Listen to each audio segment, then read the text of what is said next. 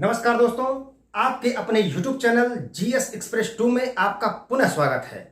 आइए आज हम लोग एक ऐसे व्यक्ति का अध्ययन करने वाले हैं जो कंपटीशन की दृष्टि से काफी महत्वपूर्ण है और उस व्यक्ति का नाम है अमीर खुसरो। क्या नाम है? अमीर खुसरो। अब ध्यान दीजिएगा, यह अमीर खुसरो एक ऐसा टॉपिक है जिससे कंपटीशन में बहुत सारे क्वेश्चन पूछे जाते हैं। तो आइए हम लोग अमीर खुसरो के बारे में विशेष अध्ययन करते हैं। तो सबसे पहली चीज हम आपको बताते हैं कि जो अमीर खुसरो महोदय हैं, यह गयासुद्दीन बलबन के कार्यकाल से लेकर के और गयासुद्दीन तुगलक के कार्यकाल तक इनका जो है कार्यकाल रहा है।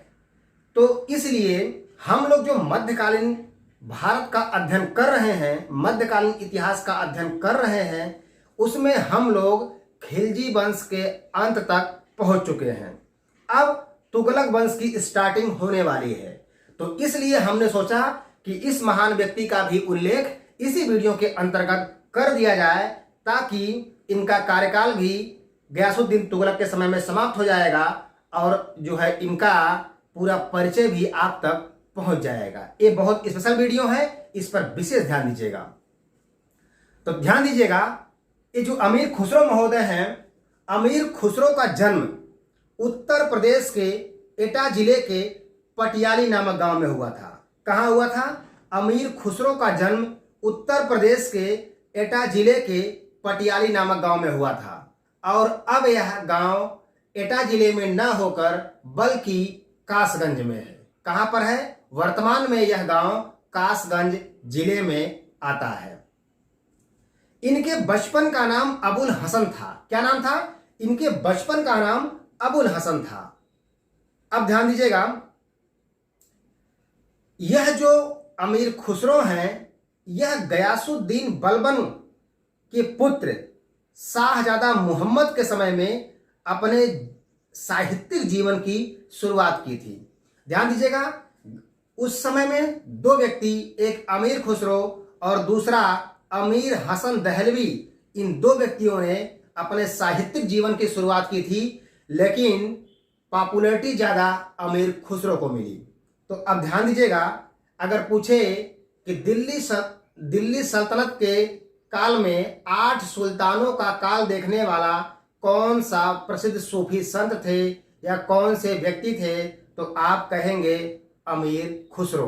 अब यहां एक बात ध्यान दीजिएगा, अमीर खुसरो के गुरु का नाम था निजामुद्दीन औलिया। क्या नाम था? अमीर खुसरो के गुरु का नाम था निजामुद्दीन औलिया। और कहीं कभी कभी एग्जाम में प्रश्न इस तरह भी पूछता है कि 8 सुल्तानों का काल किसने देखा है।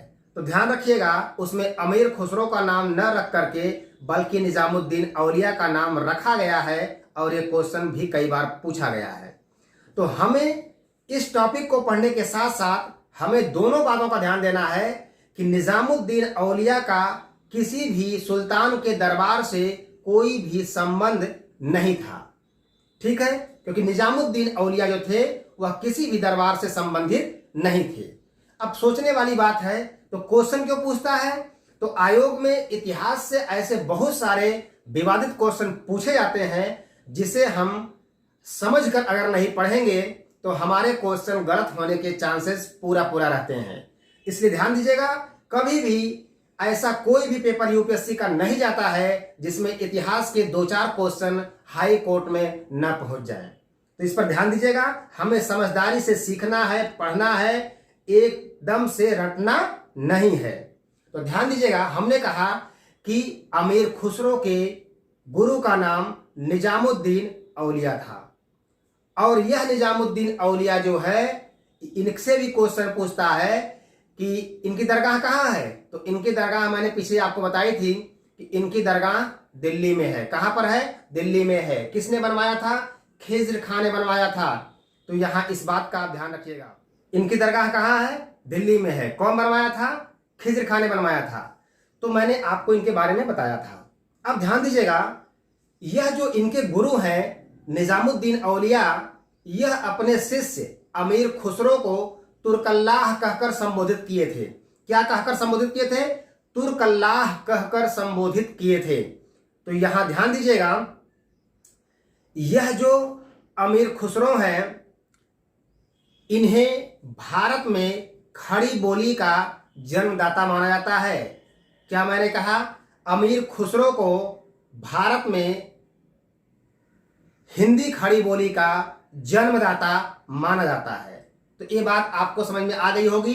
अगर आपसे क्वेश्चन पूछे कि भारत में खड़ी बोली का जन्मदाता किसे माना जाता है, तो आप कहेंगे अमीर खुसरो को माना जाता है। दूसरी चीज कि अमीर खुसरो को भारत का तोता कहा जाता है। क्या कहा जाता है? अमीर खुसरो को भारत का तोता कहा जाता है। तो यहां पर ध्यान दीजिएगा, इन्हें तूतीय हिंद के नाम से जाना जाता है। क्वेश्चन पूछता है, निम्नलिखित में से किस व्यक्ति की उपाधि तूतीय हिंद की थी या भारत का तोता उसे कहा जाता था? तो आप कहेंगे अमीर खुसरो।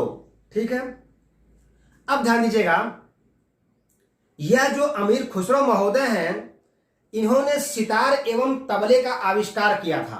क्या किया था? इन्होंने सितार एवं तबले का आविष्कार किया था। अब यहां से एक क्वेश्चन बनता है। अगर क्वेश्चन पूछे कि सितार एवं तबले का आविष्कार किसने किया था, तो आप कहेंगे सितार एवं तबले का आविष्कार अमीर खुसरो ने किया था। अब क्वेश्चन यहां एक बनता है कि जो सितार होता है यह किसका मिश्रण होता है? कई बार क्वेश्चन पूछा गया है कि सितार किसका मिश्रण होता है। तो ध्यान दीजिएगा, जो सितार होता है यह भारतीय वीणा और ईरानी तंबूरा को मिला करके बनाया जाता है। अर्थात जो सितार होता है यह भारतीय वीणा और ईरानी तंबूरा को मिला करके इसका निर्माण किया जाता है। इसे हम कहते हैं सितार। तो आपने आविष्कार के मामले में देखा कि इन्हें जो है हिंदी खड़ी बोली का जन्मदाता माना जाता है। दूसरा आपने देखा कि इन्होंने सितार एवं तबले का आविष्कार किया। फिर आपने देखा कि सितार का जो निर्माण होता है वह भारतीय वीणा और ईरानी तंबूरा को मिला के किया गया है। अब ध्यान दीजिएगा, अब आगे जो आप आगे पढ़ेंगे वह पढ़ेंगे अमीर खुसरो की रचनाएं। तो उस पर ध्यान दीजिएगा, जो अमीर खुसरो की रचनाएं हैं उसमें आता है, पहला आपका है नूर या नूह सिपेहर। दोनों नाम से कई बार एग्जाम में पूछा गया है, इसलिए हम आपको दोनों हिंट कर रहे हैं, नूर सिपेहर या नूह सिपेहर। कोई भी आए तो दोनों में से आप ठीक कोई एक भी रहेगा, तो यहां ध्यान रखिएगा। तो पहला क्या है? नूर सिपेहर या नूह सिपेहर। दूसरा क्या है? तुगलकनामा। क्या नाम है? तुगलकनामा। तीसरा क्या है? खजाइन उल फतूह। क्या है? खजाइन उल फतूह। अगला क्या है? मिफ्ता उल फतूह। क्या है? मिफ्ता उल फतूह। उसके बाद अगला क्या है? तो आप ध्यान देंगे, उसके बाद है आशिका। तो यह अमीर खुसरो की प्रसिद्ध पुस्तकें हैं जिसको अमीर खुसरो ने लिखा है। अब एक बात यहां ध्यान रखिएगा, जो आशिका है उसके बारे में मैंने पीछे आपको बताया था कि आशिका में देवल देवी और खिज्र खां के प्रेम कहानी का वर्णन है। एक बात यहां और फोकस करिएगा, भारत में फारसी भाषा का पहला भारतीय कवि अमीर खुसरो है। कौन है? भारत में फारसी भाषा का पहला भारतीय कवि कौन है? अमीर खुसरो है। अब यहां एक पॉइंट आपको याद दिला देते हैं। मैंने पीछे वीडियो में आपको पढ़ाया था, जब पढ़ाया था आपको महमूद गजनबी का चैप्टर, तो उसमें मैंने आपको बताया था, वहां जाकर के आप देखिएगा, उसका विस्तार भी आपको मिलेगा। भारत में फारसी भाषा की शुरुआत किस पुस्तक के जरिए हुई थी? तो उम्मीद है कि यह क्वेश्चन आप वहां देख करके और हमें कमेंट बॉक्स में रिप्लाई जरूर करेंगे कि भारत में फारसी भाषा की शुरुआत किस पुस्तक के जरिए हुई थी, ये आपको बताना है। दूसरी चीज कि मैंने कहा कि भारत में फारसी भाषा का पहला भारतीय कवि अमीर खुसरो है। ठीक है, तो अब एक चीज का ध्यान रखिएगा, जो इनके गुरु थे, इनकी 1325 ईस्वी में मृत्यु हो गई। और जब 1325 ईस्वी में मृत्यु हो गई तो इन्होंने अपने गुरु के लिए एक पंक्ति कहा था, कि गोरी सोवत सेज पर मुख पर डारे केस, चल खुसरो घर आपने रैन भई चहुदेश। और ध्यान दीजिएगा, और उसके बाद यह अपने घर की ओर रवाना हो जाते हैं और 1325 ईस्वी में ही अमीर खुसरो की भी मृत्यु हो जाती है। तो इस बात का आप विशेष ध्यान रखिएगा कि 1325 में अमीर खुसरो की भी मृत्यु हो जाती है। तो ध्यान दीजिएगा, ये जो अमीर खुसरो है, अमीर खुसरो के बारे में हमने आपको पूरा डिटेल बता दिया। अब थोड़ा सा एक बार रिवाइज कर देते हैं और बहुत कम समय में। सबसे पहली चीज कि अमीर खुसरो का जन्म कहां हुआ? उत्तर प्रदेश के एटा जिले के पटियाली नामक गांव में। बचपन क्या नाम था? अबुल हसन था। कब जन्म हुआ था? 1253 ईस्वी में जन्म हुआ था। और जो एटा है, मैंने आपको बताया, यह वर्तमान में जो इनका गांव पटियाली है वह कहां पड़ता है? कासगंज में पड़ता है। इनके गुरु क्या नाम था? इनके गुरु का नाम था निजामुद्दीन औलिया। ठीक है। इन्होंने किसका आविष्कार किया था? तो इन्होंने सितार एवं तबले का आविष्कार किया था। सितार किसका मिश्रण है? तो भारतीय बीड़ा और ईरानी तंबूरा को मिलाकर सितार बनाया गया है। भारत में खड़ी बोली का जन्मदाता किसे माना जाता है? तो भारत में खड़ी बोली का जन्मदाता अमीर खुसरो को माना जाता है। अब ध्यान दीजिएगा, मैंने कहा था इनके गुरु कौन है? निजामुद्दीन औलिया। निजामुद्दीन औलिया की दरगाह कहाँ है? दिल्ली में। किसने बनवाई थी? तो आपने बताया कि खिजर खां ने बनवाई थी। फिर आपने देखा कि इनके गुरु ने अर्थात निजामुद्दीन औलिया ने अमीर खुसरो को तुर्कल्लाह कहकर संबोधित किया था। भारत में फारसी भाषा का पहला भारतीय कवि कौन था? तो उस पर ध्यान देंगे तो आप कहेंगे कि अमीर खुसरो था। अब ध्यान दीजिएगा, लास्ट पॉइंट जो इसकी आपको याद करना है कि किस व्यक्ति ने 7 सुल्तानों का काल देखा था? तो 7 पूछे या 8 पूछे?